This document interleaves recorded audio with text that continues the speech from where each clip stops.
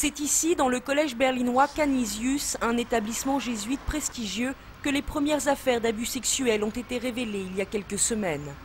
Et voici l'un des hommes qui a fait éclater ce scandale, Thomas, victime de sévices sexuels alors qu'il n'avait que 13 ans.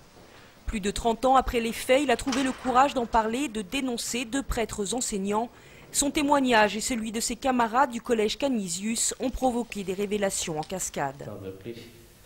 Selon moi, le véritable scandale dans toute cette affaire, c'est que l'un de ces prêtres qui m'a torturé ait pu continuer à sévir pendant 30 ans dans une douzaine d'autres villes, et même jusqu'au bout du monde, en Amérique du Sud. Il a pu perpétuer ses crimes encore et encore sans qu'aucun de ses frères, sans qu'aucun de ses supérieurs dans la hiérarchie de l'Église catholique n'y mette un terme. Depuis plusieurs semaines, pas une journée ne s'écoule sans son lot d'accusations contre des institutions religieuses. Après Berlin, le scandale a touché l'évêché de Hambourg, de Bonn, de Munich. 20 diocèses sur 27 sont concernés. Les victimes se comptent par centaines. L'Église catholique allemande est sur la sellette. La ministre de la Justice est allée jusqu'à reprocher au Vatican d'entraver les enquêtes sur les abus sexuels au sein de l'Église. Selon elle, une directive datant de 2001 qui soumet les cas les plus graves au secret pontifical aurait contribué à ériger un mur de silence.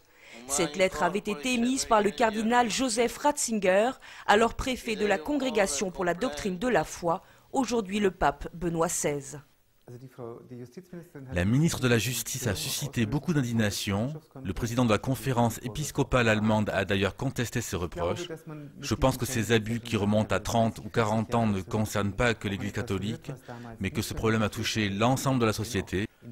À cette époque, on ne parlait pas de certaines choses qui étaient considérées comme tabous. L'Église catholique allemande a-t-elle contribué pendant toutes ces années à étouffer ces affaires d'abus sexuels? Cette avocate qui défend une quinzaine de victimes berlinoises en est persuadée. Cette directive a montré que l'Église cherche à instruire elle-même ses affaires. Cela signifie qu'elle écarte de fait toute enquête officielle et qu'elle établit son propre état de droit.